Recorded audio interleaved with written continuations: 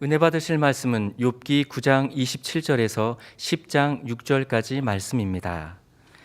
가령 내가 말하기를 내 원통함을 잊고 얼굴빛을 고쳐 즐거운 모양을 하자 할지라도 오히려 내 모든 고통을 두려워하오니 주께서 나를 무죄히 여기지 않으실 줄을 아나이다. 내가 정죄하심을 입을진대 어찌 헛되이 수고하리이까. 내가 눈 녹은 물로 몸을 씻고 잿물로 손을 깨끗이 할지라도 주께서 나를 개천에 빠지게 하시리니 내 옷이라도 나를 싫어하리이다. 하나님은 나처럼 사람이 아니신즉 내가 그에게 대답함도 불가하고 대질하여 재판할 수도 없고 양측 사이에 손을 얹을 판결자도 없구나.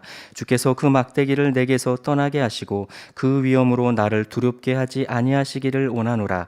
그리하시면 내가 두려움 없이 말하리라.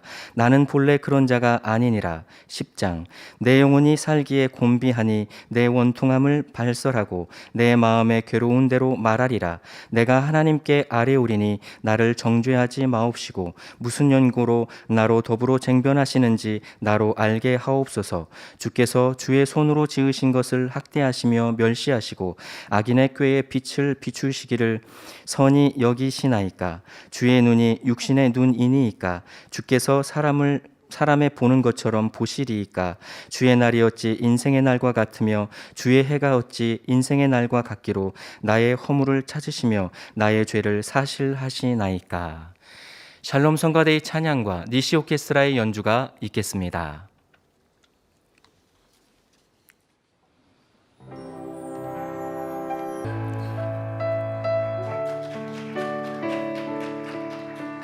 당회장 직무대행 이수진 목사님께서 욥기 강의 22번째 욥의 무지 3번째 제하의 말씀 증거해 주시겠습니다.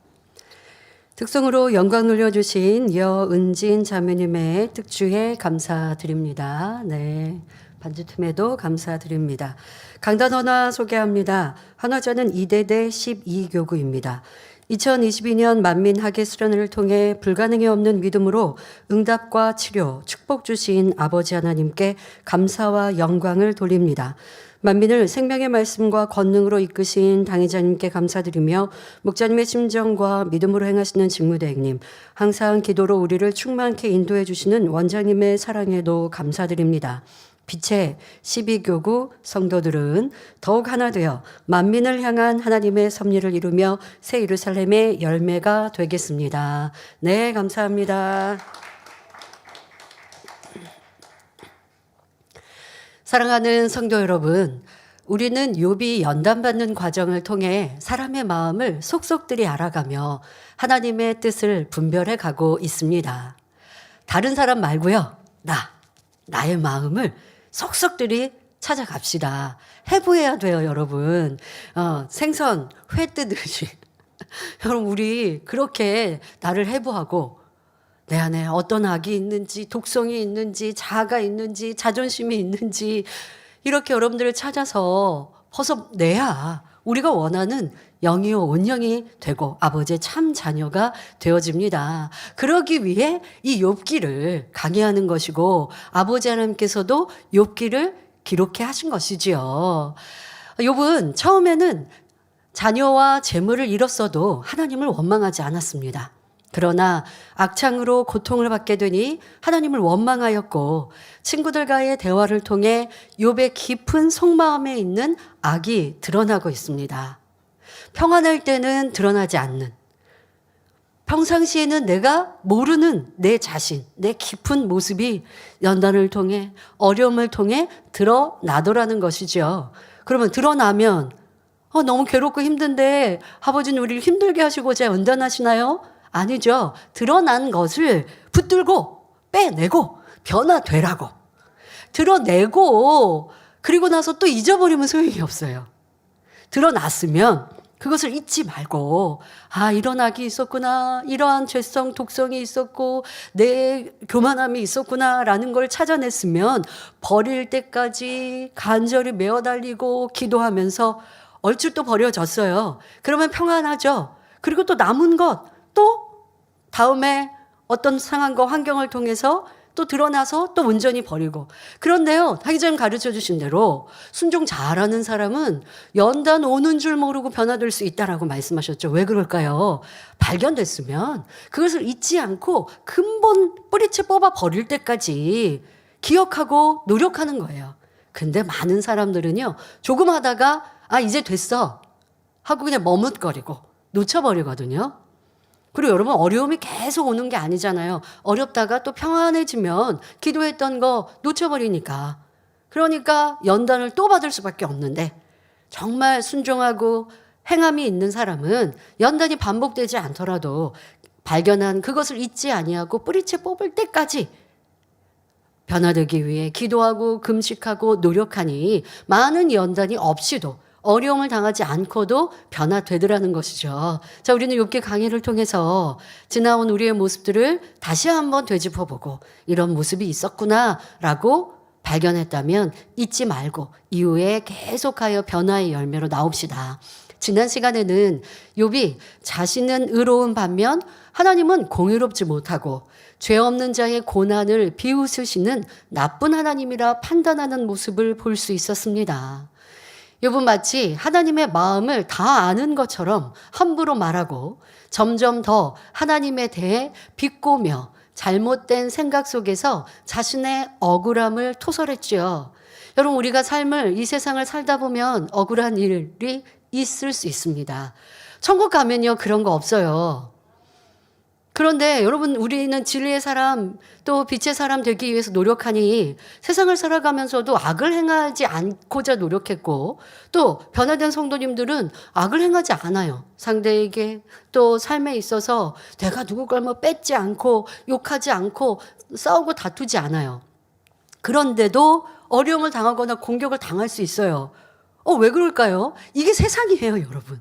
이 세상은 어둠이 주관하고 있고 원수마귀 사단이 주관하고 있고 우리는 세상 사람과 살고 있기 때문에 세상 사람들이 나를 어렵게 하고 괴롭게 할 수 있어요. 자, 그러나 선한 사람이라면 그렇게 상대가 악으로 나와도 힘들어하고 괴로워하지 않는 것이죠. 그러니까 나는 너무 억울해, 너무 원통해 하지 않을 수 있는데, 그리고 그렇게 해서 선을 쌓고 행하는 사람은 아버지 하나님께서 세상 가운데 또 지키시고 보호해 주시니 안전할 수 있는 것이고요. 그러나 그렇게 빛 가운데 살아도 세상이 어둠이 있고 또 세상 사람 가운데 우리가 살다 보니 억울한 일을 당할 수 있어요. 그래도 선한 사람은, 진리의 사람은, 변화된 사람은, 성결된 사람은 억울해요, 원통해요 하지 않더라는 것이에요. 근데 나는 너무 억울해, 원통함이 많아요. 욥이 그렇잖아요. 그게 뭐라고요? 악한 감정이라고요. 우리가 볼 때 믿음 좋은 사람은 원통한 일이 없는 것 같아. 억울한 일을 안 당하는 것 같아요. 지킴받고 보호받으니 그런 일들 속에 안전할 수 있습니다마는 이 세상 가운데 있는데 왜 억울한 일이 없겠고 왜 원통한 일이 없겠습니까? 억울한 일도 원통한 일도 있을 수 있어요. 그런데 악한 감정을 버렸기 때문에 억울한 일 중에도 원통함을 당해도 괴로워하고 막 얼굴에 표신하고 속에 울그락불그락 하지 않는다는 거예요. 그럼 어떻게 해요?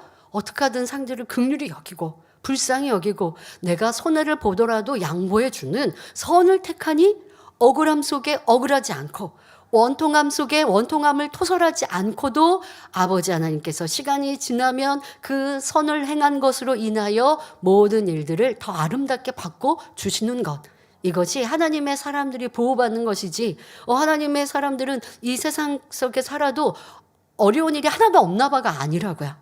자, 이렇게 여러분들이 진리를 내 삶에 있어서 잘 적용해 보시고, 나는 억울한 일이, 원통한 일이, 너무 힘든 일이, 불평불만한 일이 많이 있다라는 것은 그런 일이 많아서가 아니라 내 안에 악한 감정이 많아서이다. 바로 욥이 그리하고 있습니다. 자, 이와 같은 것을 우리가 깨닫고 나를 발견하고 변화됩시다. 욥은 깊은 연단 가운데 교만과 영적 무지함이 드러나고 있습니다.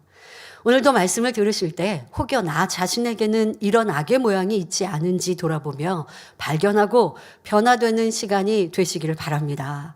대회도 당의자님 말씀하시지 않습니까? 성령의 인도를 받는 것, 이것은 바로 우리가 성령의 음성과 주관에 순종할 때라고 말씀해 주셨어요.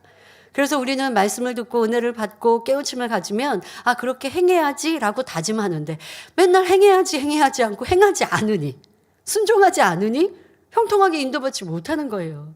말씀을 여러분 매주 욥의 이 모습을 보니 오늘도 발견했어요. 지난주도 발견했어요. 그 전주도 발견했어요. 다 내 말씀이다. 이런 겸비한 자세 참 좋습니다. 그런데 또 그 말씀을 내가 듣고 은혜를 받고 예전에 그랬지. 아 그래 지금도 이런 모습이지 라고 하는데 변화가 안 되면 소용이 없어요. 변화돼야죠. 내가 과거에 그런 모습이 있었으면 그런 모습을 되짚어보면서 회개하고 지금도 내 마음에 이러한 모습 악은 있지 않는가? 또 과거에 있었다면 지금 있을 수 있어 라고 하는 자세로 돌아보고 근데 그 어간에 변화될 수도 있어요. 어떤 공격이 와도 어려움이 와도 아 전에는 내가 전 같으면 불평하고 원망하고 상대를 탓했을 텐데 이제는 그렇지 않구나 라고 하면 이제 변화된 거죠. 근데 그 변화도요 한 번으로 증명할 수는 없습니다. 두 번, 세 번 비슷한 어려움과 연단이 왔는데도 내가 선한 진리의 정답을 썼다면 아 그때는 이렇게 변화됐구나 라고 스스로도 생각할 수 있겠죠. 또 아버지께서도 그렇게 인정해 주시면 응답과 축복의 열매 또 변화된 사랑의 열매를 분명히 보게 하실 것입니다. 그러기까지 우리는 계속 노력하되 이제 노력만 하지 마시고 열매로 내어집시다. 자 이제 본문으로 들어갑니다. 욥기 9장 27절부터 29절에 가령 내가 말하기를 내 원통함을 잊고 얼굴빛을 고쳐 즐거운 모양을 하자 할지라도 오히려 내 모든 고통을 두려워하오니 주께서 나를 무죄히 여기지 않으실 줄을 아나이다. 내가 정죄하심을 입을진데 어찌 헛되이 수고하리이까 말합니다. 자 여기서 가령이라는 단어가 또 나오고 있습니다. 즉 욥 자신은 너무 원통하지만 친구들이 자꾸 권면하니 그 권면대로 원통함을 잊어버리고 즐거운 마음으로 바꾸어 본다 해도 아무 소용이 없음을 말하고 있는 것입니다. 여기서 오히려 내 모든 고통을 두려워한다는 것은 무슨 의미일까요? 욥은 설령 자신이 돌이켜서 치료받는다 해도 하나님께서 또 이유 없이 자신을 쳐버리실 것이기에 또다시 고통 속에 살아가게 될 것이라 말하고 있는 것입니다. 지금 이게 꼬일 대로 다 꼬여서 하나님을 이렇게 나쁜 하나님으로 몰아가고 있어요. 그래요. 지금 내가 이렇게 원통하고 나 불평불만 많이 했는데 이제 마음을 다 잡아서 친구들의 권면대로 그래 너의 권면대로 내가 이제 회개하고 돌이키면 하나님이 치료해 주셔? 그래도 하나님은 또 나를 어렵게 하실 거야. 이렇게 말하고 있는 거예요. 여러분 이 욥의 말은 진리와 전혀 맞지 않는 말을 하고 있는 것입니다. 하나님께서는 우리가 회개하고 행함으로 돌이킬 때 지난 허물을 기억하지도 않으시는 분입니다. 시편 103편 12절부터 13절에 동이서에서 먼 것 같이 우리 죄가를 우리에게서 멀리 옮기셨으며 아비가 자식을 불쌍히 여김같이 여호와께서 자기를 경외하는 자를 불쌍히 여기시나니 말씀했습니다. 자, 그런데 이 말씀 안에는 분명히 단서가 있습니다. 바로 우리가 하나님을 경외할 때 우리를 불쌍히 여기시고 우리의 죄가를 기억지도 않으신다는 것입니다. 자, 그럼 하나님을 경외한다는 것은 무엇입니까? 잠언 8장 13절에 여호와를 경외하는 것은 악을 미워하는 것이라 나는 교만과 거만과 악한 행실과 패역한 입을 미워하느니라 하셨고 시편 103편 17절부터 18절에는 여호와의 인자하심은 자기를 경외하는 자에게 영원부터 영원까지 이르며 그의 은은 자손의 자손에게 미치리니 곧 그 언약을 지키고 그 법도를 기억하여 행하는 자에게로다 하셨습니다. 자, 여기에서도 하나님을 경외하는 것에 대해 설명하시지요. 바로 하나님과의 언약을 지키고 그 법도를 행하는 것이 하나님을 경외하는 것이라 말씀하십니다. 자, 그럴 때 죄 용서해 주시고 주님의 보혈로 씻어 주시기에 하나님 앞에 의롭다 인정받을 수 있다는 말씀입니다. 자, 그러면 죄인이 죄를 짓다가 하나님 앞에 회개하고 돌이켰습니다. 그래서 죄를 짓지 않고 전에 지었던 죄와 반대로 진리를 쫓고 의를 쫓아 행합니다. 그러면 하나님은 죄인이라 하지 않으시고 의인이라 하세요. 자, 그런데 문제는 하나님은 그렇게 정죄하지 않으시고 용서하셨는데 사람이 정죄하는 거, 이게 얼마나 큰 죄인지 알아야겠죠. 여러분, 내가 내 주변에 그리하지 않나 생각해 보셔야 합니다. 하나님께 용서받았는데 나는 그 사람을 정죄한다면 나는 하나님보다 높아진 사람이에요. 내가 재판장이 되고 있으니 얼마나 하나님 앞에 큰 죄담이 되었는지 알아서 철저히 회개하고 돌이켜야죠. 분명 성경은 내가 내 형제를 정죄할 때, 또 형제의 허물을 들칠 때 하나님께서도 내 허물을 용서하지 않으신다 하셨습니다.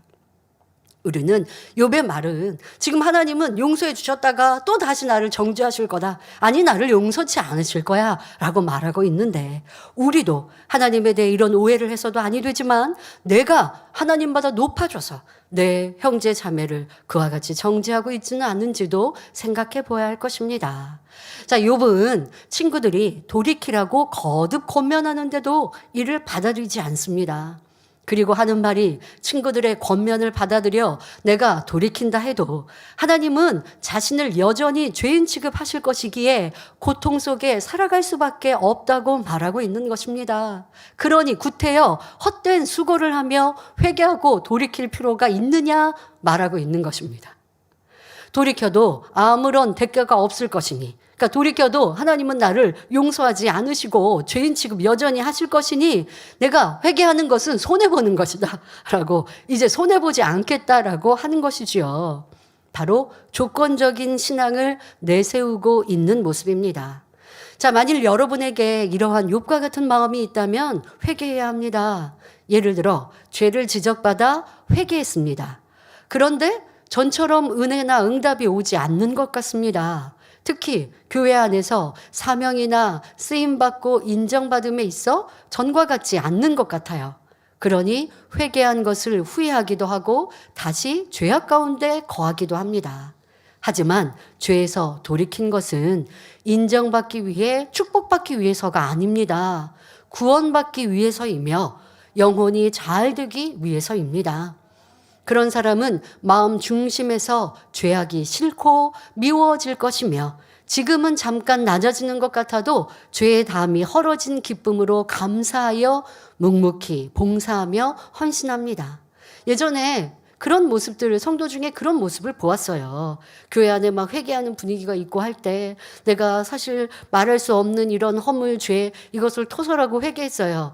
자, 그랬더니 그런 이제 회개하고 돌이켜서 나간다라고 하는데, 사실 회개하고 돌이켰다고 하지만 마음 중심에서 회개한 게 아니라 분위기에 따라 회개하는 사람은 내가 회개하고도 진짜 마음 중심의 겸비함을 갖는 게 아니에요.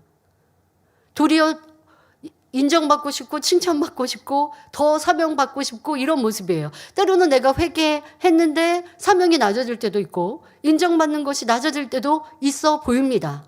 그런다 할지라도 겸비히 용서받음에 감사해야 하는데, 그리하지 않고 내가 괜히 회개하고 괜히 회개하는 토설을 사람 앞에 아니면 뭐 주의종 앞에든 이렇게 해서 그래서 내가 이렇게 낮아졌구나 라고 생각하는 사람, 회개한 것을 후회하는 사람도 보고, 또 지금 말씀드린 것처럼 회개한다고 입술로는 토설한 것 같지만 마음 중심과 행함의 돌이킴이 없으면 위로부터 임하는 희열과 기쁨이 없거든요. 그럼 내가 온전한 회개를 이루기까지 때로는 시간도, 죄의 담이 두터웠다면 죄의 담은 단번에라도 할 수 있어요. 정말 마음 중심, 내 마음을 찢으면 단번에라도 용서받을 수 있어요. 그러나 또 죄의 보응이 올 수도 있는 거거든요. 근데 죄의 보응이 올 때 회개한 것에 대해 후회하겠습니까? 그것은 참 회개가 아니죠. 이런 사람들의 신앙이 바로 조건부적인 신앙이다라고 욥에 비하여 지금 설명하고 계신 것입니다. 지금 욥이 딱 그러고 있잖아요. 내가 아무리 회개해도 하나님은 나 용서 안 해주실 거니까 나는 헛수고 안 할 거야. 지금 이렇게 본문에 고백하고 있는데, 여러분들의 삶 속에서 그랬던 모습은 있지 않나라고 생각해 보시길 바랍니다. 자, 그런데 회개해서 잠깐 낮아지는 것 같아도, 잠깐 내가 부끄러움을 당하는 것 같아도 용서받음에 기뻐하고 감사하는 사람은 도리어 보이지 않는 곳에서, 낮은 곳에서 충성합니다. 자, 그렇게 변함없이 행할 때 시간이 지나 하나님은 그를 높이시고 더 귀히 사용하십니다. 또 하나님 앞에 조건을 제시하는 모습, 또 다른 모습에 대해서 말씀을 드리겠습니다. 아직 믿음이 연약한 성도 중에는 하나님 이러한 문제를 해결해 주시면 교회에서 봉사하겠습니다. 이제 열심히 충성하겠습니다. 라고 기도하고 고백하기도 합니다. 자, 그런데 도리어 응답이 내가 원하는 때 오지 않아요. 그러면 또 이렇게 원망합니다. 하나님, 제가 금식하고 철야기도 했는데도 응답이 오지 않네요. 이젠 교회를 떠나겠어요. 하는 이러한 믿음 없는 성도들도 보게 되죠. 하지만 하나님 앞에 죄사함 받아 구원받은 자체만 해도 감사한 신앙을 가져야 하는 것입니다. 그런데 조건부적인 그런 신앙과 고백을 내세워서 하나님 이렇게 해주시면 제가 하나님을 더 뜨겁게 사랑할게요. 하나님께서 이렇게 저를 치료해 주시고 축복해 주시면 제가 충성할게요. 이거는 참 믿음이 아니라는 것입니다. 우리가 하나님 앞에 이렇게 조건을 내세우는 자체가 믿음이 아닌 것입니다. 또 시험이 오면 금방 하나님을 의심하며 염려, 근심에 쌓여 살아가는 사람들도 있습니다. 하나님을 믿는다 하면서 막상 문제가 생겼을 때 하나님께 맡기는 것이 아니라 내가 해결자가 되려고 하고 염려, 근심한다면 하나님을 온전히 믿지 못하고 있는 것이지요. 어떤 성도님이 그런 기도 제목을 보내셨어요. 제가 코로나에 한번 이렇게 감염됐는데 또 감염될까 봐 걱정이 됩니다. 그러니 기도해 주세요. 자, 그런 성도님 제가 너무 안타까워서 지금 말씀에 빗대어서 설명을 해드립니다마는 걱정하고 근심하는 것 자체가 믿음이 아닌 거예요. 아, 내가 전에 감염이 됐어요. 그런데 또 기도받고 빨리 회복되었어요. 아니면 아직 어떤 문제가 있어요. 그러면 아버지 옆에 내가 무슨 담이 있는가, 부족한 것이 무엇인가, 더 바로 설 수 있는 이 계기가 되어야지 라는 모습으로 더 성령 충만한 신앙생활을 이어가면 되는 것이지, 나 또 감염되면 어떡하지? 걱정하고 근심하는 신앙생활이라면 믿음이 아니기 때문에 그가 구하여도 또 그가 행하는 것에 믿음이 성장될 수 없는 거예요. 그것부터 내가 하나님을 믿어드리지 못하는구나. 목자의 권능을 내가 믿어드리지 못하는구나. 나는 왜 이렇게 염려하고 근심하는가. 하나님 말씀대로 살고 있으면 세상에 어떤 질병들 틈타지 못하는 것인데, 근데 그 전에 감염됐으니까 또 이렇게 염려해요? 아니요. 감염됐으면 감염된 것에 대해서 내가 하나님 말씀대로 살지 못하는 것을 발견했을 것이고, 발견해서 회개하고 돌이켰다면 이제는 지킴받는 신앙생활을 하면 되는 것이지, 걱정하고 근심하며 사는 것 자체가 믿음이 아닌 것이죠. 이렇게 여러분 삶에서 내가 하나님을 믿는 것, 또 신앙생활 하는 것, 이것이 온전한 구원에 감사하고 또한 더 하나님의 그 은혜와 사랑에 어찌하면 보답할까라는 마음으로 믿음의 삶을 살면 세상에 어떤 거 걱정할 필요 없어요.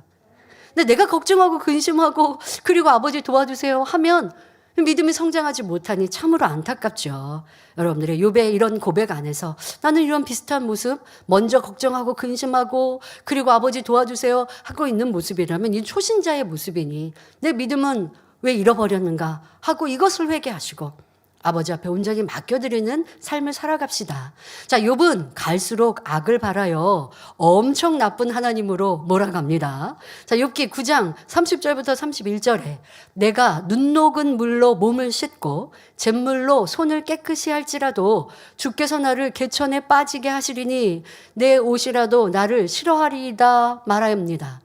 자, 우리나라 예전에 수도가 없었던 가난했던 옛날에도요, 겨울에 사람들은 눈을 녹여서 씻는 것이 아니라 눈이 이렇게 쌓여 있어도요, 우물에서 물을 길어서 목욕을 하거나 시냇가에 가서 씻었습니다.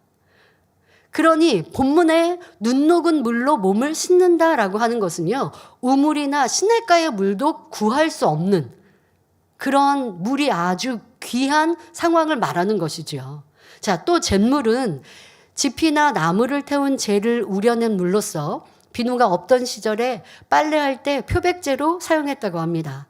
잿물을 넣고 빨래를 삶으면 하얗게 표백되지요. 그런데 빨래를 삶는 잿물로 악창이 난 손을 씻는다면 얼마나 아프겠습니까? 상처난 이런 부분에 부분이 더 쓰라리고 아프죠. 자, 이러한 고통을 감수하고 잿물로 정성껏 손을 씻고 귀하디 귀한 눈 녹은 물로 깨끗하게 몸을 씻는다 해도 하나님께서는 욥을 개천에 또 빠뜨려 버릴 것이라고 말하고 있습니다. 그래서 생명이 없는 옷이라 할지라도 욥 자신을 싫어할 것이라고 말하고 있는 것입니다. 욥의 악하고 엉뚱한 말이 계속되는 것이죠. 그러니까 내가 깨끗이 씻었어도 하나님은 다시 나를 개천에 빠뜨려서 또 다시 씻게 하시니, 그러니까 용서하지 않는 하나님으로 몰아가고 있는 거예요. 자, 욥기 9장 32절부터 33절에 하나님은 나처럼 사람이 아니신즉 내가 그에게 대답함도 불가하고 대질하여 재판할 수도 없고 양척 사이에 손을 얹을 판결자도 없구나 고백합니다. 욥의 말대로 하나님은 사람이 아니라 신이십니다. 그렇지만 하나님은 사람과 대화를 하기를 좋아하시는 분이지 대화하기 싫어하시는 분, 대화 안 하시는 분이 아닙니다. 하나님의 자녀들과 늘 교통하기를 원하시는 사랑의 아버지이십니다. 그래서 꿈과 이상으로 환상으로 만나주시기도 하고 드물게는 친히 음성을 들려주시기도 했습니다. 오늘날은 성령의 음성으로 하나님의 뜻을 알려주시는 경우가 많지요. 욥은 선진들에게 들어서 이러한 하나님에 대해 알고 있었습니다. 아브라함이나 모세 선지자 등 믿음의 선진들은 하나님과 늘 교통했는데 욥은 이러한 사실을 알고 있음에도 정작 자신은 하나님께 대답할 수도 없다고 하나님을 무시해버리고 부인해버리는 것입니다. 욥은 말씀을 들어 아는 지식적인 믿음이었을 뿐 본인이 체험하지 못했고 마음에 믿어지는 영적인 믿음이 없기에 믿음의 고백이 나올 수가 없었던 것입니다. 하나님, 내가 하나님을 부르면 하나님이 저를 응답해 주시지요. 그런 하나님께 나아가 지금 응답받기를 원합니다 라고 해야 되는데 내가 하나님께 아무리 구하여도 하나님은 내 소리를 듣지 않으신다. 하나님께서는 내 소리를 듣기 싫어하시는 분이다 라고 말하고 있습니다. 왜요? 그의 삶에는 직접 하나님께 구하여 그 음성을 듣고 만나는 직접적인 체험은 없었어요. 조상으로부터 들은 하나님에 대해 알고 있었고 그런 하나님을 경외하여서 내가 선을 쫓아가니 하나님이 축복해 주신 것을 인정하였었던 것이지 직접 하나님의 음성을 듣거나 체험한 이런 일이 없으니 괴로움을 당할 때 더더욱 하나님에 대해서 멀리하고 있는 안타까운 욥의 모습을 볼 수 있습니다. 자, 그러나 하나님은 간절히 찾는 자에게 만나주시는 분임을 알고 늘 하나님과의 교통을 사모해야 하겠습니다. 본문에 양척 사이에 손을 얹을 판결자가 없구나 했는데 양척이란 법률 용어로 원고와 피고를 통틀어 이루는 말입니다. 욥의 입장에서는 하나님이 자신에게 질병을 주었으니 하나님은 원고이고 자신은 피고입니다. 양척 사이에, 즉 피고와 원고 사이에 재판할 자도 없다고 탄식하고 있습니다. 스스로 피고가 되어서 자신을 저주하고 있는 상황입니다. 자신은 억울하게 피고가 되어 있는데 누가 자기에게 공의로운 재판을 해줄 수가 있겠느냐는 것이지요. 욥의 말이 얼마나 어리석고 우스운지요. 욥이 처음부터 어리석었던 것은 아니나 큰 시험 앞에서 점점 어리석은 사람이 되어가고 있습니다. 이 말씀 속에서 우리 인생의 마음이 다 드러나고 있음을 알아야 합니다. 우리가 이 세상을 살아가다 보면 시험이 옵니다. 어떤 사람은 재물을 탕진해서 자신의 힘으로는 문제를 해결할 수가 없습니다. 도움을 받을 만한 것도 없기에 스스로 낙담하고 비참한 상태에 빠져버린다면 스스로 피고가 되어 자신을 저주하는 것과 다름없지요. 그러나 하나님을 믿고 의지하는 사람은 설령 거지가 되었다 해도 하나님께 감사하며 천국의 소망을 갖고 기뻐하며 믿음을 내보일 수 있습니다. 그런데 하나님을 믿는다 하면서도 내가 이런 큰 어려움을 당했을 때 하나님도 나를 도와주시지 않고 도리어 이 어려움을 하나님이 주셨다라고 생각하면 지금 욥과 같이 내가 하나님께 부르짖어도 하나님은 내 기도를 듣지 않으셔. 도리어 하나님이 나를 괴롭히셨어. 그와 같이 말하는 것과 다를 바 없는 것이지요. 여러분들의 삶 속에서는 신앙생활 한다 하면서 내가 교회 다닌다 하면서 이런 믿음 없는 모습, 하나님을 원망하고 오해하고 있는 모습, 그러니 도움을 받을 길이 보이지가 않죠. 자, 이렇게 하나님을 판단하고 정죄하였던 것부터 회개하고 돌이킬 때에 길이 보입니다. 또 어떤 경우는요, 세상을 살아갈 때 사랑하는 사람이나 친구 등 믿었던 사람으로 인해 큰 어려움을 당하거나 배신을 당하기도 합니다. 신앙생활을 하면서도 여러분 하나님을 믿는다 하면서도 앞서 말씀드린 대로 우리는 세상 가운데 살고 있다 보니 이러한 일을 만날 수도 있어요. 자, 이때도 상대를 원망하며 미워하고 상대를 믿은 자신을 탓하여 괴로움 속에 살아간다면 나는 피해자이며 큰 우울감 속에 헤어나올 수 없습니다. 여러분 세상에서는 이러한 경우를 많이 볼 수 있습니다. 흔히 볼 수 있어요. 그래서 그 우울함이 큰 고통이 되어주죠. 정신적인 삶이 피폐해지는 이런 고통을 당하게 됩니다. 그래서 삶을 포기하는 사람도 있는가 하면 그 삶이 어둠 가운데 헤어나오지 못하는 이러한 사람도 있습니다. 그러나 우리는 하나님을 믿는 사람들이니 어찌해야 할까요? 이런 경우라 하면 하나님을 믿는 사람이라면 자, 누가 나를 어렵게 합니다. 또 배신을 당했습니다. 그럴 때 육의 사랑의 무익함을 철저히 깨닫고 우리 주님의 참 사랑으로 마음을 채우면 됩니다. 그러면 원망도 미움도 괴로움도 다 사라질 수 있는 것이지요. 도리어 닥친 어려움으로 인해 영적인 성장을 이룰 수 있게 됩니다.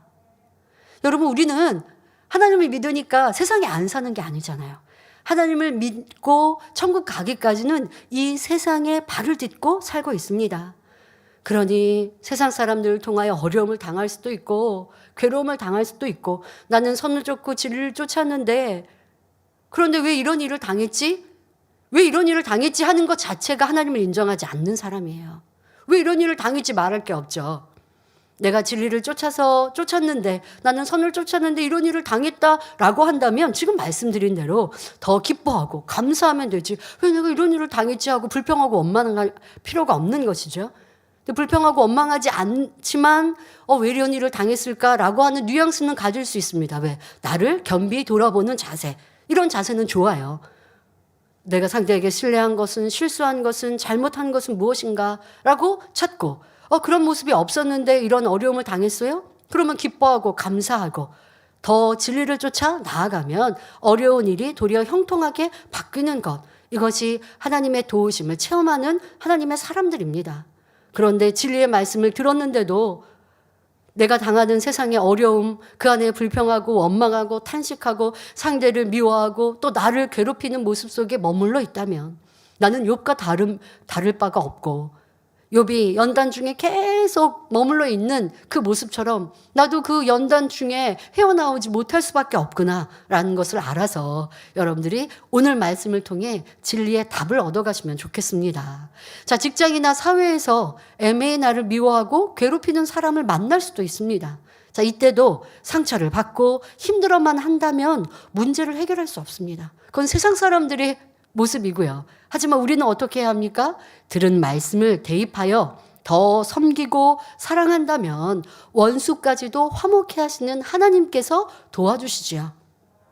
만약에 상대가 변화될 사람이 아니라면 아버지 하나님은 또 다른 환경과 조건 속에 나에게 사랑의 응답을 주실 것이고 축복해 주시게 되는 것입니다.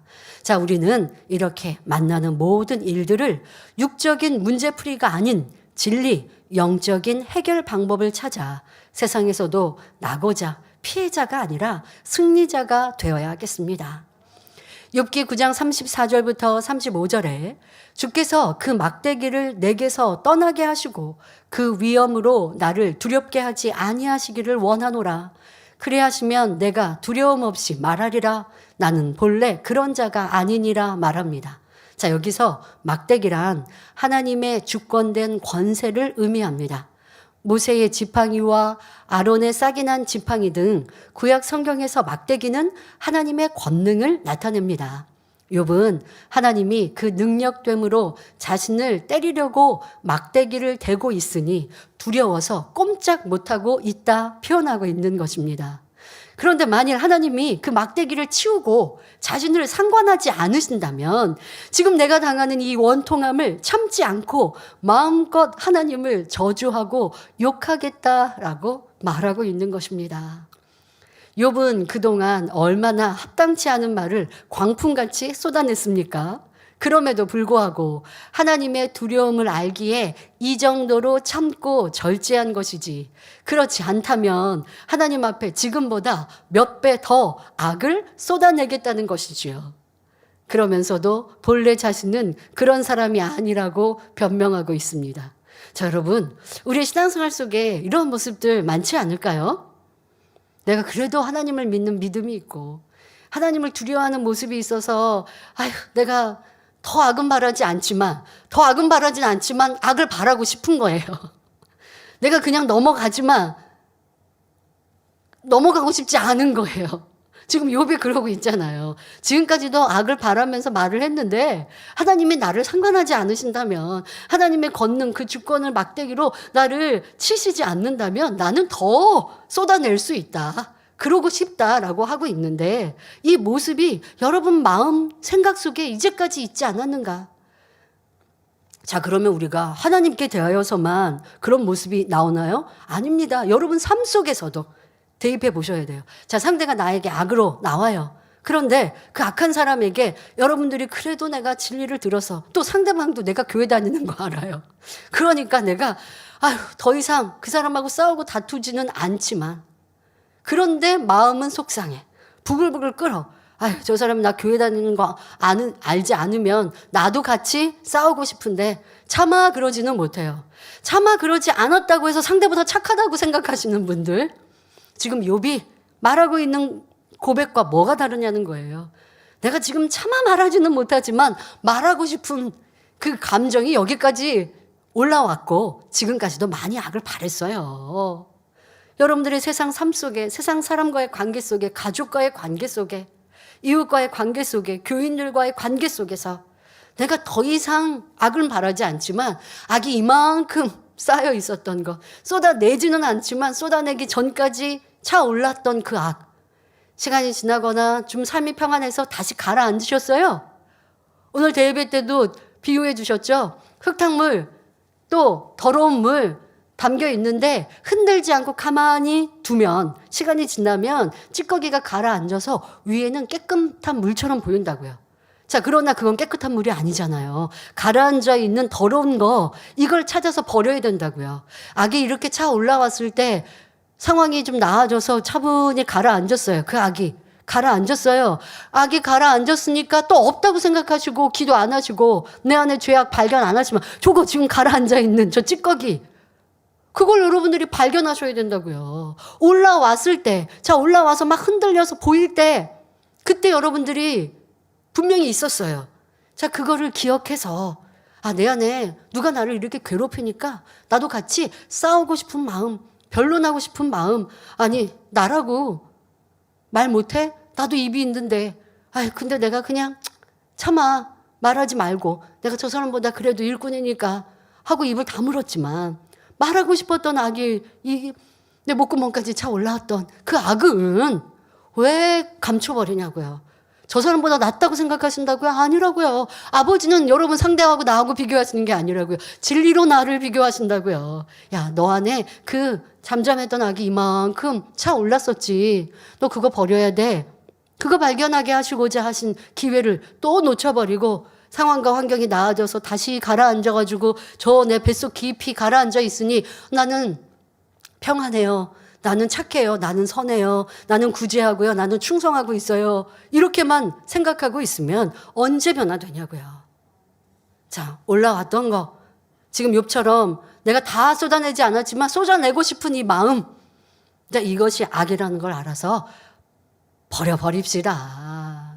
차마 말하지는 않지만, 내가 같이 다투지는 않지만, 나라고 다투지 못해? 나라고 말 못해? 나라고 주장 못해? 했던 이러한 감정들, 이것을 버릴 때 우리가 원하는 성결이요, 영의 사람이요, 하나님의 참 자녀가 되는 것입니다.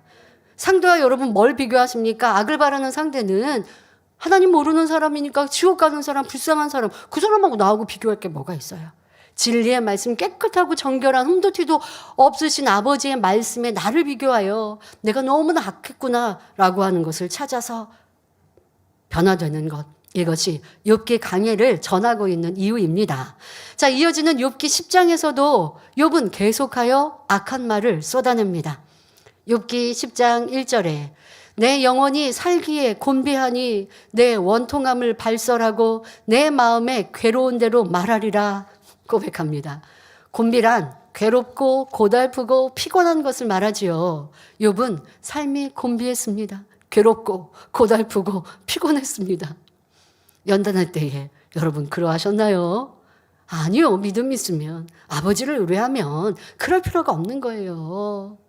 연단이 오니까 그렇죠. 그거는 아직 성결되기 전에 욥의 모습이요. 여러분 여러 차례 비교해서 욥과 믿음의 선진들과 비교해서 말씀을 드리잖아요. 믿음의 선진들은 죽음을 당하는 어려움이 와도 공격이 와도 조금의 원망도 없이 기뻐하고 감사하고 아버지의 뜻을 생각하며 묵묵히 그 길을 가셨잖아요. 그러니 곤비할 필요가 없는 거예요. 죽음의 길을 가시면서도 기뻐하고 즐거워하셨던 것. 그런데 연단 때문에 곤비할 이유가 없는 거예요. 내 안에 믿음이 진리와 선과 사랑이 없기 때문인 것이죠. 자, 욥은 자신은 아무 잘못이 없고 의롭게 살았다고 생각하는데 친구들이 너는 죄인이다. 광풍과 같은 말을 쏟아내고 있다. 회개해라. 라고 자꾸 지적하니 고통이 가중되었습니다. 몸이 아픈 것도 감당하기 어려운데 친구들까지 책망과 지적의 말로 힘들게 하니 욥의 영혼은 괴롭고 고달프고 피곤해 견딜 수가 없었습니다. 친구들의 말은 마치 상처에 소금을 뿌리는 것처럼 마음까지 고통스럽게 만들었지요. 이제는 마음의 고통이 육의 고통보다 더한 상황이 되니 내 영혼이 살기에 곤비하다라고 표현한 것입니다. 세상 사람들의 대인관계에서 이러한 상황을 종종 볼 수 있습니다. 나는 잘했다고 생각하는데 상대방은 자꾸 약을 올리며 비위를 건드리는 경우가 있지요. 이유 없이 나를 정죄하고 나쁜 사람으로 만들 때 분노와 혈기가 나니 서로 말다툼 끝에 큰 싸움으로 이어지기도 합니다. 주 안에서는 어떻습니까? 신앙생활을 하다 보면 자기와의 싸움의 시간이 있지요. 마음은 진리 말씀대로 살고 싶은데 행함이 따르지 않는 경우가 있습니다. 죄인 줄 알면서도 죄를 짓거나 비진리를 버리고 싶은데 버려지지 않는 경우 마음이 얼마나 괴롭습니까? 진리를 알고도 행치 못할 때, 악인 줄 알면서도 악을 바랄 때 하나님 앞에 합당치 못하니 스스로 정죄하게 됩니다. 이러한 시간이 길어지는 만큼 성령의 탄식 가운데 점점 곤고해져 가지요. 급기야 교회도 싫어지고 하나님의 일을 하기도 싫고 기도하기도 싫어집니다.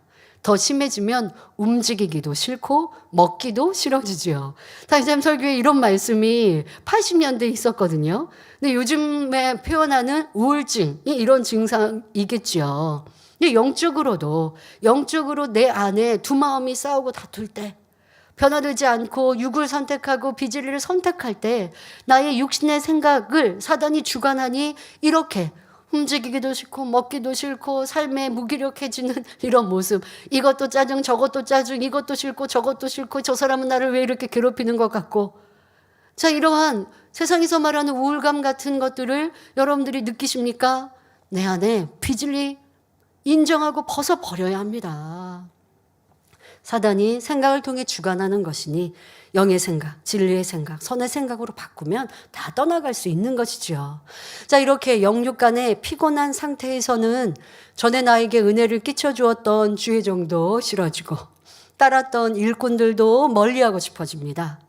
마음이 아프니 모든 것이 싫어지고 말도 엉뚱하게 나오게 되지요. 이와 마찬가지로 욥은 이런저런 고달픈 환경에 처하다 보니 마음문을 굳게 닫은 상태에서 온갖 비진리의 말을 쏟아내는 것입니다. 앞에서 욥은 할 말이 많이 있지만 하나님이 두려워서 절제한다고 했었습니다. 욥기 9장 12절에 하나님이 빼앗으시면 누가 막을 수 있으며 무엇을 하시나이까 누가 물을 수 있으랴. 14절에 하물며 내가 감히 대답하겠으며 무슨 말을 택하여 더불어 변론하랴 말하였지요. 그런데 이렇게 자신이 했던 말을 잊은 채 지금은 분하고 억울함을 다 발설하겠다. 말하고 싶은 대로 모두 해버리겠다고 말하고 있습니다. 공고함이 가중되니 욥의 악이 한층 더 드러나고 있는 장면이지요. 욥은 친구들의 권면도 듣지 않고 점점 강팍한 말을 내뱉고 있습니다. 왜 이렇게 됐을까요? 욥의 심중에 내가 친구들보다 더 낫다라는 교만한 마음이 있었기에 자신이 얼마나 진리에 위배되어 있는지를 깨우치지 못하는 것입니다. 지금 친구들이 지금 얘기하고 있는데 그 말을 계속 변론하고 있어요. 그런데 계속 악이 나오고 있거든요. 그런 자기를 전혀 인정하지 못해요. 발견하지 못해요. 왜? 상대보다 나는 나으니까 상대의 권면 자체를 무시해버리는 이런 교만함이 내가 지금 누가 명백히 들어도 악한 말인데 그런 악한 말을 내면서도 알지 못하고 있습니다. 자, 친구 중 빌닷은 두 번째 얘기했던 그 빌닷은 진리의 말씀으로 깨우쳐 주지 않았습니까? 그럼에도 욥은 그 말이 들리지 않았죠. 이처럼 내가 너보다 낫다라는 교만함이 있을 때는 상대의 말이 들어올 수가 없습니다. 욥과 같은 성도가 있을 경우 그에게 어떻게 대해야 하는지 지난 욥기 강해를 통해서 배웠습니다. 감정이 아닌 사랑이 담긴 권면을 해야 한다고 했고 하나님 말씀으로 무조건 상대를 설득하려 하지 말고 성경의 주관에 따라 말하며 변론을 피하라 말씀드렸지요. 특별히 여러분들 꼭 기억해야 할 것은요. 상대가 이렇게 막 악한 말들을 쏟아내고 악한 감정과 불평, 원망을 쏟아내고 있을 때 여러분들은 먼저는 이제 한두 마디 상대가 얘기할 때 진리로 권면을 했는데 도리어 진리로 말하니까 더 막 목소리가 커지고 막 감정이 격해지는 모습 이걸 발견했잖아요. 그러면 도리어 이때는요. 여러분들이 입을 다무시는 게 나아요. 지금 욥을 보세요. 친구들이 얘기할 때 빌닷이 처음에 얘기했던 그 빌닷은 감정 상하지 않게 욥을 이렇게 치켜 세우면서 권면했잖아요. 그랬더니 그 말 끝에 욥은 상대방의 말이 맞다라고 얘기했거든요. 근데 그 말을 계속 이어지면서 9장, 10장을 오니까 점점 더 악한 말을 내잖아요. 그러니까 상대가 말을 계속 하게 하면요. 쏟아내는 건 악밖에 없어요. 근데 여러분들이 거기에다가 자꾸 손바닥 마주치듯이 받아치는 말, 아니 지적하는 말을 해버리면요. 상대는 말을 멈추지 않고 이게 가속도 붙은 자동차처럼 브레이크 없이 내달릴 수밖에 없어요. 그럴 때는 지혜롭게 여러분들이 입을 다무세요. 그리고 상대방이 더 이상 말하지 않도록 유도해 가는 게 좋아요. 그러면 상대방이 말하지 않게, 그럼 그만 말해. 이렇게 하면 도리어 감정 상하죠. 뭐 상대가 너무 막 어떤 뭐 힘든 거, 어려운 걸 막 얘기하려고 하면, 그러셨어요? 어려웠어요? 힘드셨겠네요? 좀 처음에는 그럴 때는 그냥 위로의 말로 지금 상대의 감정을 좀 추스르게 하는 게 다음에 대화를 이어갈 수 있는 방법이에요. 근데 지금 상대가 하는 말들을 들어보니 비질레 말이야. 그러니까 내가 진리로 권면해 줘야지. 근데 진리로 권면해줘서 상대방 들을 수 있으면 좋은데 근데 상대방이 듣지 않고 도리어 변명하고 이유하고 그러다 보니까 말이 점점점 격해진다. 그러면 여러분들이 더 이상 대화하지 않는 그렇게 유도하는 게 좋은데 그러라고 해서 자리를 박차고 나가라는 거 아니죠. 그러면 상대방이 더 감정 상하죠. 악한 말을 막 쏟아낸다 할지라도 거기에 대해서 막 지적하지 마세요. 그리고 그냥 묵묵히 여러분들이 상대에 대해 안타까운 마음, 힘든 마음. 근데 너무나 말도 안 되는 악한 말을 해요. 그러면 여러분들이 그냥 입을 다물고 계시는 게 낫겠죠. 그러다가 차분해질 때 아니면 내일 글피 시간이 지나서 감정이 조금 누그러들었을 때 그때 대화를 하든지 아니면 지금은 대화하지 않는 게 나을 수도 있고 그래서 시간을 조금 두는 것도 좋습니다. 꼭 기억하세요. 욥이 막 감정의 말들을 쏟아내고 있는 이것이 나에게도 또 내 주변에도 있을 때 입을 다무는 것이 더 지혜롭다. 다 여러분 스스로도 마찬가지입니다. 뭐가 너무 많이 불편해요. 그러면요. 웬만하면 사람들과 대화하지 마세요. 내 상황과 형편을 상대방에게 자꾸 설명하려 하지 마세요. 그러면 내 감정만 쏟아낼 뿐입니다. 그럼 어떻게 해야 되나요? 기도하면서 아버지 하나님께 아뢰세요. 그리고 묵묵히 성령님의 도우심을 구하되, 기도는 여러분들이 내가 지금 당한 어려움들만 말하지 않잖아요. 그렇게 말로 시작했다가도 아버지 하나님 저요 지금 너무 힘들어요 라고 혹여 시작했더라도 기도하다 보면 주님의 고난이 생각날 것이고, 스데반 집사의 핍박이 생각날 것이고, 또 성령님께서 그렇게 깨우쳐 주시잖아요. 그러면 여러분들이 회개하는 자세로 되어지는데, 사람과 대화하다 보면요 자꾸 내 입장만 말해요. 상대방이 내 편 안 들어줘 보세요. 그러면 또 속상해져요. 그럴 때는 스스로도 입을 다무는 것이 지혜롭습니다. 기도하고 또 말씀으로 내 삶을 적용한다면 성령님께서 분명 여러분들에게 깨우쳐 주시고 주관해 주실 것입니다. 그러니 여러분들이 이러한 말씀을 잘 양식 삼고 능력 삼으셔서 여러분 스스로도 지키시고 내 주변의 사람들도 잘 하나 되어지고 변화되는데 도움이 되어주는 사람이 되어지 걸림돌이 되고 자꾸 변론해서 상대의 악을 끄집어내는 이런 역할은 하지 맙시다. 여러분, 친구들에게 지금은 비록 내가 이 모양이 되었지만 전에는 너희들보다 재물도 많고 지식도 많고 아름다운 가정을 갖고 많은 사람들에게 권면하며 살지 않았냐? 왜 나의 현재 모습만 보고 지적하며 훈계하느냐? 너희들과는 아예 상대하고 싶지도 않다. 지금 이러한 태도입니다. 이전까지는 그래도 친구야 내가 오라 너는 글러라고 너는 그러다라고 변론이라도 했었는데요. 이제는 마음이 더 강팍해져서 친구들과 대화조차 하지 않습니다. 이게 지금 욥기 10장의 욥의 지금 말과 모습입니다. 자, 그러니 친구들이 있는데도 친구들을 무시한 채 욥기 10장 2절의 표현을 말을 하고 있죠.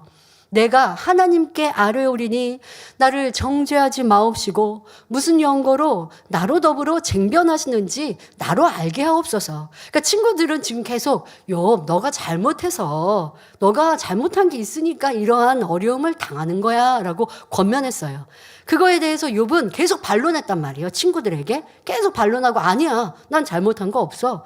하나님이 나에게 애매히 이렇게 고난을 주시고 어렵게 하시는 분이야 라고 계속 지금까지 서로 변론해 왔어요. 그러다가 이제 10장에 와서는 더 이상 친구들과 변론도 하기 싫다는 거예요. 내가 직접 하나님께 여쭙고 따지겠다라고 욥기 10장 2절에 말하고 있는 것입니다. 자, 욥은 마치 하나님께서 죄 없는 사람을 정죄하시는 분인 것처럼 말하고 있습니다. 여기서 쟁변이란 다투어 변론하다라는 뜻입니다. 욥은 하나님께 애꿎은 저를 정죄하지 마시고 무엇 때문에 저와 다투어 변론하시는지 이유를 알게 해 주십시오라고 따지고 있는 것이지요. 그러나 이유 없는 연단은 없고 까닭 없는 정죄함도 없습니다. 죄로 인해 어려움을 당하는 것이 아니어도 자, 죄로 인해 연단을 당한다. 때로는 죄 보응을 받았다. 그러면 회개하고 돌이키면 돼요. 자, 그러나 죄로 인한 것이 아니어도 또 연단이 오기도 합니다. 왜요? 더 아름답게 변화시키시고자 또 큰 그릇 만들어 귀히 사용하시고자 연단하시기도 합니다. 아브라함도 연단의 과정을 통과하여 믿음의 조상이 될 수 있었고 모세도 연단을 통해 하나님과 대면할 수 있는 차원에 이룰 수 있었지요. 아브라함이 죄가 있어서 아내를 2번이나 왕에게 뺏길 뻔하였습니까? 이를 통하여서 육신의 생각을 깨트리게 하시는 아버지 하나님의 터치인 것이고 이 2번의 시간을 통하여서 내 생각을 깨트리고 하나님만을 온전히 의뢰하는 이와 같은 과정, 연단의 과정을 겪는 것입니다. 또 이방 나라, 이방 족속들과 족속의 땅에서 살아가다 보니 욥이 판 물도 빼앗기기도 했고 자, 이러한 어려움을 겪죠. 그러나 이 아브라함은 오직 선대함으로 상대 왕이나 이런 사람들에게 인정받고 높임받는 좋은 결과를 얻어냅니다. 아, 나는 잘못한 게 없는데 왜 이 연단이 왔어요? 라고 하는 건 하나님을 모르는 것이고 하나님의 뜻을 부인하는 것이죠. 얼마나 이기적인 모습이에요. 아버지, 또 내가 잘못한 것이 없는 게 아니라 내 마음에 있는 비질리 이건 언제 발견해서 버릴 건데요. 죄 짓지 않았으니까 아버지 나 어려움 없게 해주세요라고 생각되시는 분 있습니까? 그러면 연단 없이 여러분 마음에 있는 악은 어떻게 발견하여 버릴 건데요. 그 연단을 통하여서 내 안에 있는 깊은 악을 발견케 해주시면 감사한 것이지, 저 죄 안 지었는데 하나님 왜 연단하세요? 이렇게 말할 수 없는 것이죠. 그리고 죄 없다 말하는 것도 참이 아닌 경우도 많이 있고요. 아버지 하나님은 연단을 이런저런 각도 우리에게 필요에 따라 정확하게 하고 계신 분입니다. 다윗, 사도 바울 등 모든 믿음의 선진들은 각자에게 맞는 연단의 시간을 거치면서 하나님께 인정받는 그릇으로 나왔던 것입니다. 욥은 이미 친구들이 많은 진리의 말씀으로 권면과 지적을 해주었지만 여전히 깨우치지 못하며 교만한 말을 내뱉고 있습니다. 이처럼 교만하면 말씀을 들어도 깨우칠 수 없고 단지 문자적으로만 이해하게 되니 영적인 믿음을 가질 수도 없습니다. 그래서 예수님께서는 마태복음 18장 3절에 너희가 돌이켜 어린아이들과 같이 되지 아니하면 결단코 천국에 들어가지 못하리라 말씀하셨지요. 영적인 어린아이는 순수하고 단순하며 겸손하여 하나님 앞에 자신이 옳다고 주장하지 않습니다. 설령 하나님의 말씀 가운데 이해되지 않는 부분이 있다 해도 판단하는 것이 아니라 일단 믿고 순종하며 겸손히 배우고자 하죠. 이렇게 어린아이처럼 겸손한 심령이 되어야 말씀을 들을 때 깨우쳐서 회개할 수 있고 어떤 연단이 오더라도 겸비한 자세로 자신을 변화시킬 수 있습니다. 또 자신보다 믿음이나 직분이 낮은 이가 권면해도 귀담아 듣고 자신을 돌아보기에 날마다 아름답게 변화될 수 있지요. 그러므로 우리는 베드로전서 5장 5절부터 6절에 하나님이 교만한 자를 대적하시되 겸손한 자들에게는 은혜를 주시느니라. 그러므로 하나님의 능하신 손 아래서 겸손하라. 때가 되면 너희를 높이시리라 하신 말씀을 기억하여야 하겠습니다. 이어지는 욥의 말을 보면 교만함이 지나쳐 민망하고 우습기까지 합니다. 자, 시간이 많이 가서 이제 이 3절부터는 다음 시간에 전하도록 하겠습니다. 사랑하는 성도 여러분, 욥의 이 모습을 볼 때 참으로 안타까우시죠. 그런데 이런 모습이 내게 얼마나 많이 있었는가 라고 하는 것을 찾아내셔야 합니다. 지금 욥은 하나님께 대하여 원망과 불평을 합니다. 하나님께 대하여 악을 쏟아내고 있습니다. 자, 그런데 여러분들의 삶 속에서는 나는 하나님께 대하여라고 생각하지 않는 경우들도 많이 있어요. 왜? 사람들이 나를 괴롭게 하고 힘들게 하니까, 환경 속에 다가오는 고통이고 어려우니까 상대, 환경, 사람을 탓하고 원망하고 불평하니 나는 욥보다 낫다라고 생각하시는 분들 계십니까? 여러분, 누누이 말씀드리지만 내 환경을 탓하는 것 자체도 다 결과적으로 하나님께 향한 것이요. 또 상대에 대하여 불평하고 원망하고 악으로 나오는 것조차도 하나님께서 다 보고 계신 것입니다. 사람에게 하는 그 사람 결국 욥과 같은 상황이 되면 하나님께 하는 것이에요. 그러니 욥은 나보다 더 나빠할 것이 아니라 욥의 모습을 통해서 내 안에 깊은 것을 발견하시기를 바랍니다. 결론을 말씀드립니다. 사랑하는 성도 여러분, 욥은 여전히 영적 무지함 속에서 사랑의 하나님을 나쁜 하나님으로 오해하며 판단, 정죄하고 있습니다. 그러나 우리가 온전히 선하시고 사랑 자체이신 하나님을 믿는다면 어떤 상황에서도 하나님을 오해할 일이 없습니다.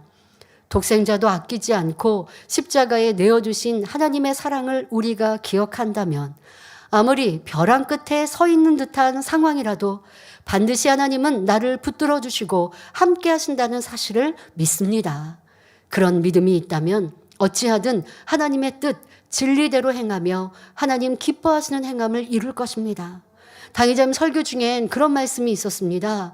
당의자님께서는 그 벼랑 끝에 서 있는 상황인 이런 일들이 교회를 개척하여 교회를 이어오며 그런 일들이 있었다.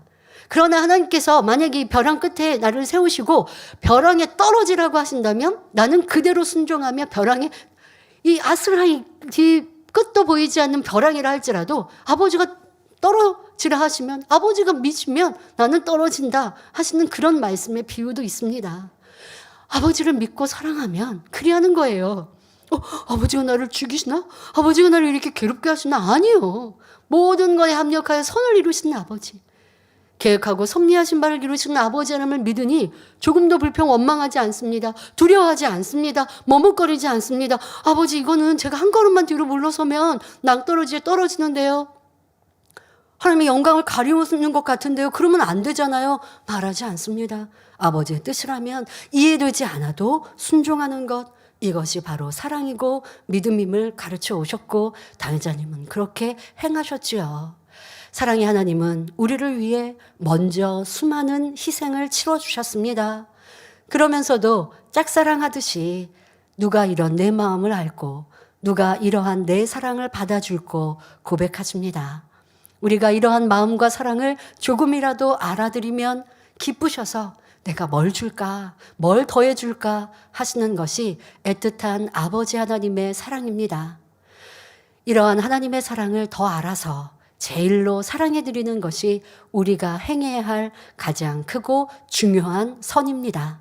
그러므로 말씀과 기도로 속히 변화되어 아버지 하나님의 마음을 알아들이며 하나님과 친밀한 사귐 가운데 깊은 사랑을 주고받는 참 자녀가 되시기를 주님의 이름으로 축원합니다. 말씀 상고하시면서 함께 기도하시겠습니다.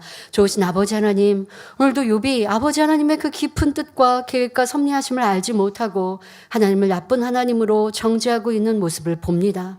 그러면서 하나님께서 나를 이렇게 힘들게 괴롭게 하지 않으시면 내가 이제까지 말하는 것보다 더 많은 원통함을 토해낼 수 있다라고 말하고 있습니다.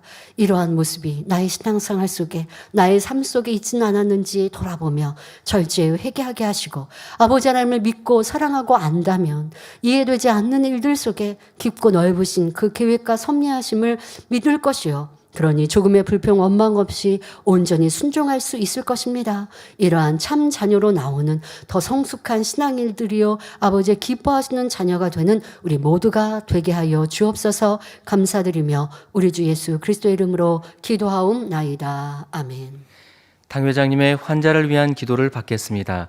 아픈 곳이나 연약한 곳 위에 손을 얹고 기도받으시고 아프지 않은 분들은 가슴에 손을 얹고 마음의 소원을 위해 믿음으로 기도받으시기 바랍니다.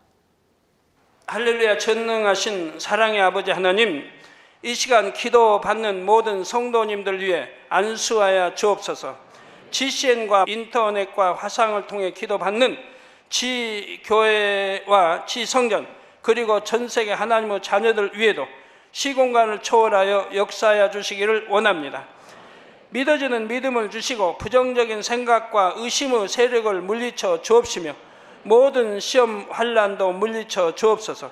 머리부터 발끝까지 오장육부 뼈 마디마디 온몸의 신경 조직 세포 등 아픈 곳마다 성령의 불로 태우시고 근본의 빛으로 역사하여 주옵소서.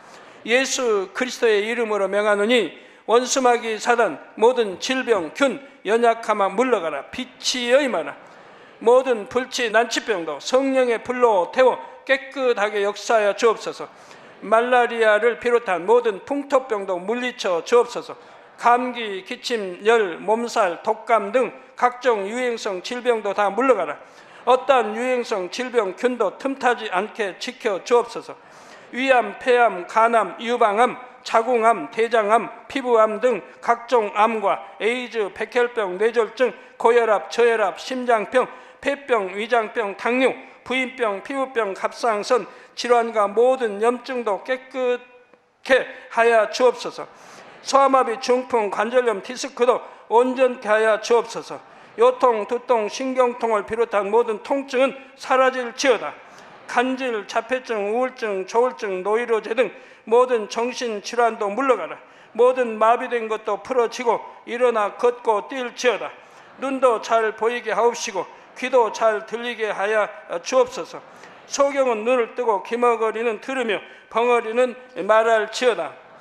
각종 사고, 후유증도 깨끗게 하시고 부러진 뼈도 붙여 주옵소서. 화상 입은 것도 온전케 하옵소서. 화기야 물러가라. 열도 물러가라. 아버지 흉터도 나지 않게 역사해 주시기를 원합니다. 마약을 비롯하여 각종 약물과 독극물 중독도 깨끗함을 입을지어다. 죽은 신경과 세포가 살아나며 죽은 자도 살아나게 하여 주옵소서. 잉태의 축복도 주시기를 원합니다. 잉태 축복을 받으라 예수 그리스도의 이름으로 명하노니 원수마귀 사단아 하늘 공중 곳에 잡은 악의 영들아 물러가라. 그의 사자들도 물러갈지니라. 이 땅의 악한 영, 더러운 영, 거짓되고 간사한 영, 이간질하고 미혹하는 모든 어둠들은 물러가라. 모든 흉악의 결박을 풀고 어둠아 물러가라. 빛이여 임하라. 아버지 하나님, 부르짖어 기도할 수 있는 능력을 주시고 죄를 버리고 성결될 수 있는 능력을 주옵소서. 영혼이 잘됨같이 범사에 잘되게 하시고 가정의 복음화도 이루어 주시기를 원합니다. 한 주간도 모든 사고와 재앙으로부터 지켜주시고 불통이 없는 형통한 삶을 살 수 있도록 축복해 주옵소서. 성령의 불담으로 천군 천사와 주님의 불꽃 같은 눈동자로 모든 하나님의 자녀들과 가정, 일터, 사업터를 지켜주시기를 원합니다. 학생들에게 지와 명철을 더하시고 공부도 할 수 있는 뜨거운 마음과 열정도 더하여 주옵소서. 마음과 생각을 세상에 빼앗기지 않도록 지키시고 하나님을 뜨겁게 사랑하는 학생들로 축복하여 주옵소서. 하나님의 자녀들이 먹으나 마시나 입으나 무엇을 하든지 하나님 앞에 영광 돌리는 삶이 되게 축복하여 주시기를 원합니다. 나는 하나님을 만났노라, 체험했노라, 응답 받았노라, 축복 받았노라, 간증하는 입술이 되게 역사하여 주옵소서. 아버지 하나님 감사합니다. 홀로 영광 받으옵소서. 우리 주 예수 그리스도의 이름으로 기도하옵나이다. 아멘. 만민